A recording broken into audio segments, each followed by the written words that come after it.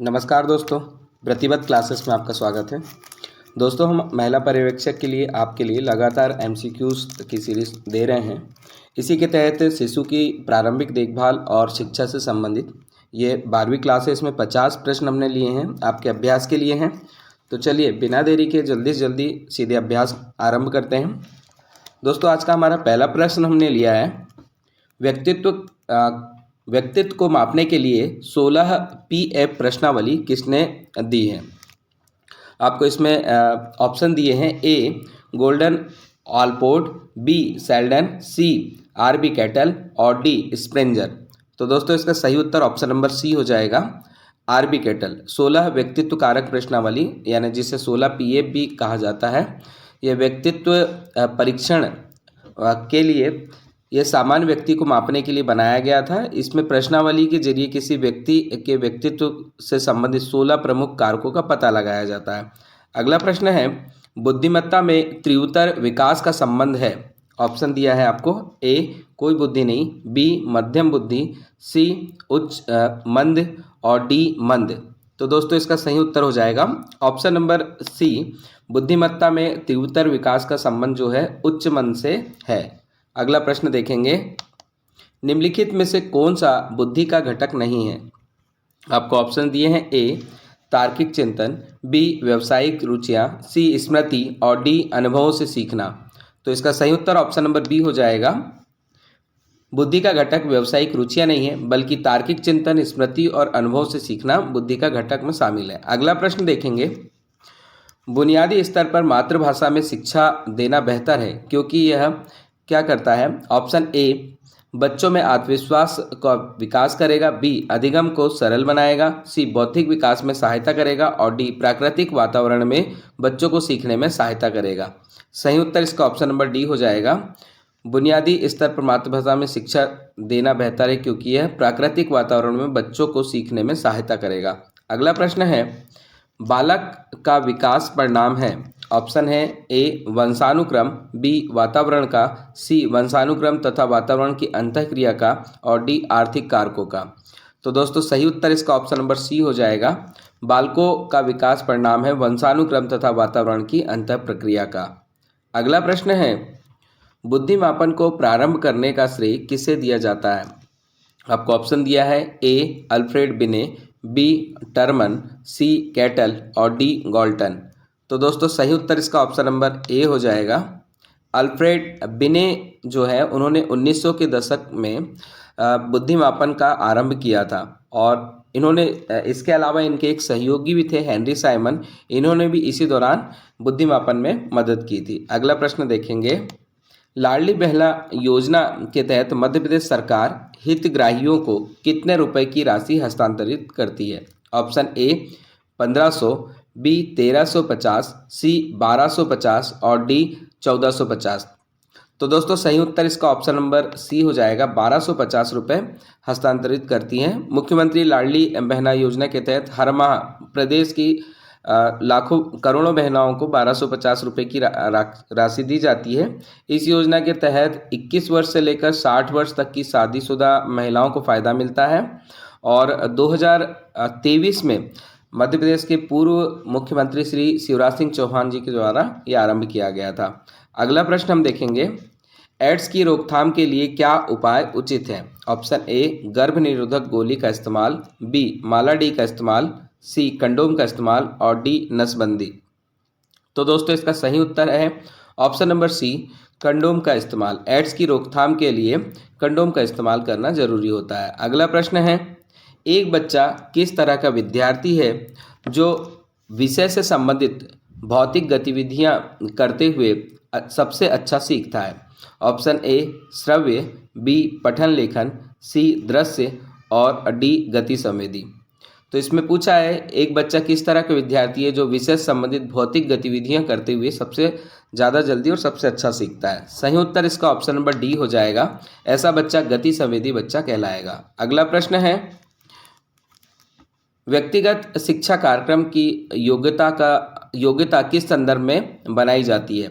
Option A विशेष शिक्षा कार्यक्रम के तहत, बी बाल केंद्रित शिक्षा, सी मुक्त विद्यालयी शिक्षा कार्यक्रम और डी ई अधिगम शिक्षा कार्यक्रम।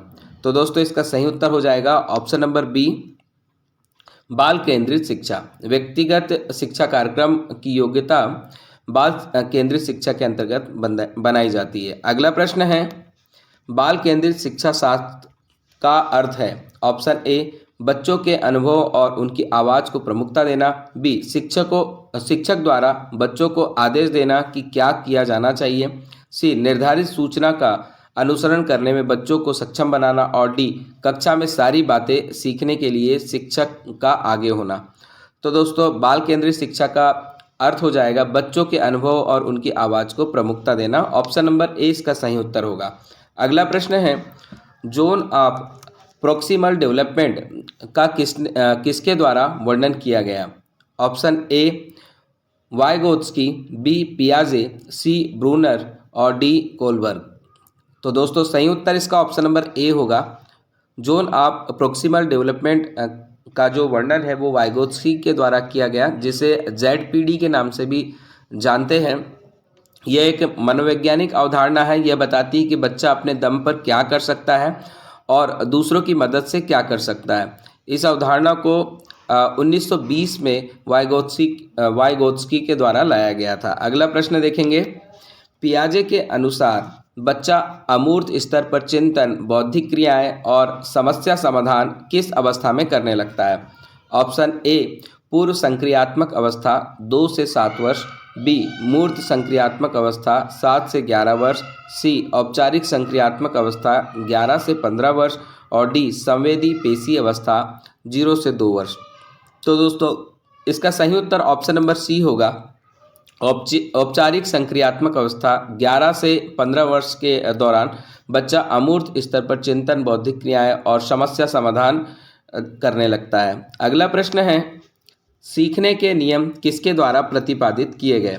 ऑप्शन आपको दिए हैं, ए, स्किनर के द्वारा, बी, थॉर्नडाइक के द्वारा, सी, पावलोव के द्वारा और डी, कोहलर के द्वारा। सही उत्तर इसका ऑप्शन नंबर बी हो जाएगा। ऑप्शन नंबर बी में है थॉर्नडाइक।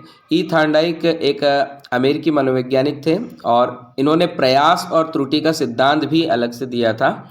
और इन्होंने 3 प्राथमिक नियम सीखने के और 5 द्वितीयक नियम विकसित किए थे सीखने के लिए, जो विकास की ओर बच्चों को ले जाते हैं।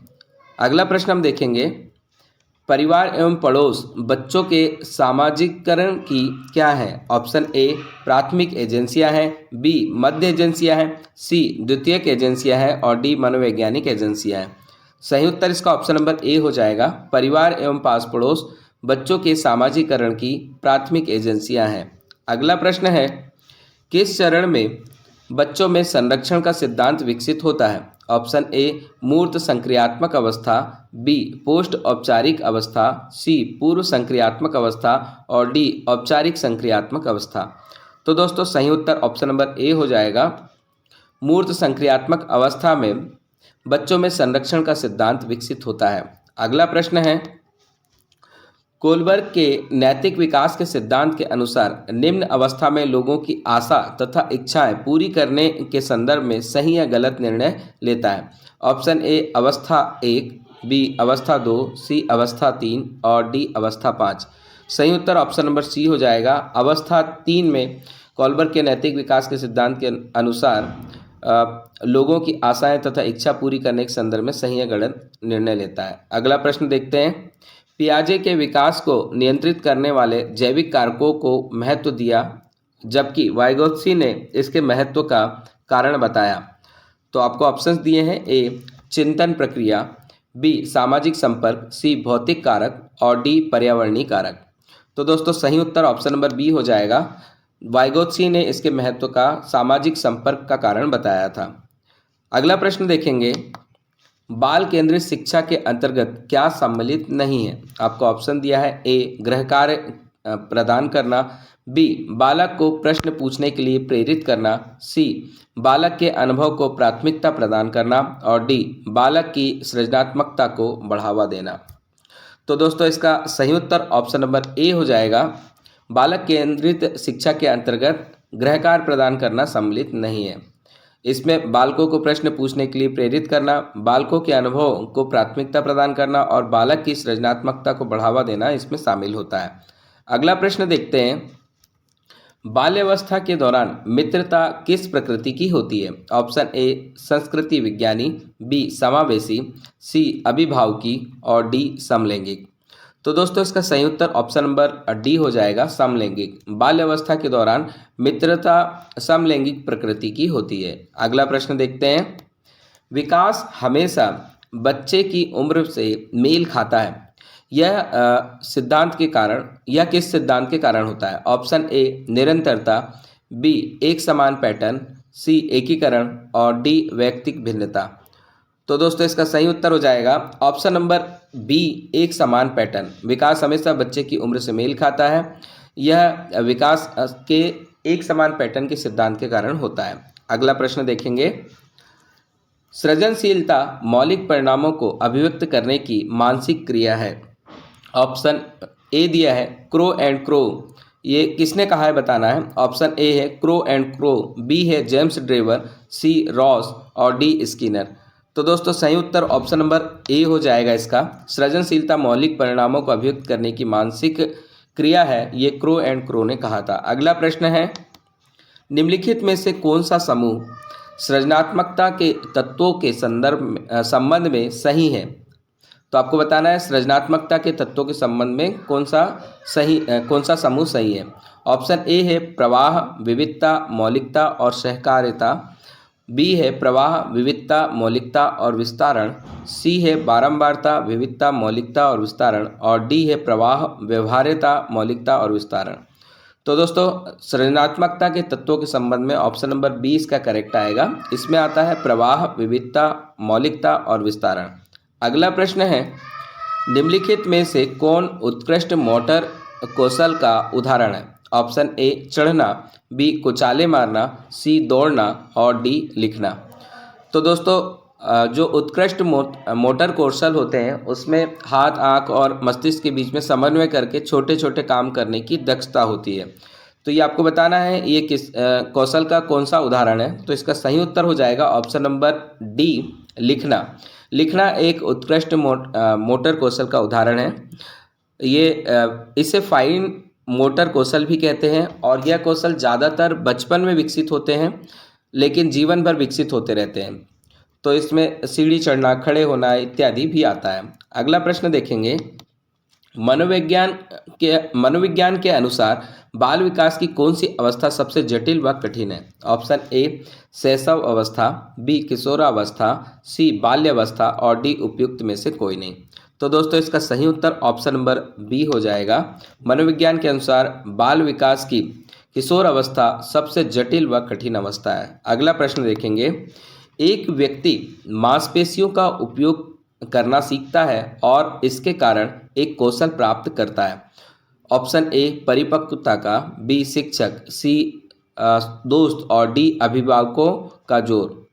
तो दोस्तों इसका सही उत्तर हो जाएगा ऑप्शन नंबर ए, एक व्यक्ति मांसपेशियों का उपयोग करना सीखता है और इसके कारण परिपक्वता का कौशल प्राप्त करता है। अगला प्रश्न है, जैसे बच्चे सहयोग करना सीखते हैं वो विकसित करते हैं। ऑप्शन ए सहकारिता, बी टीम भावना, सी सामाजिक अभिव्यक्ति और डी उपरोक्त सभी।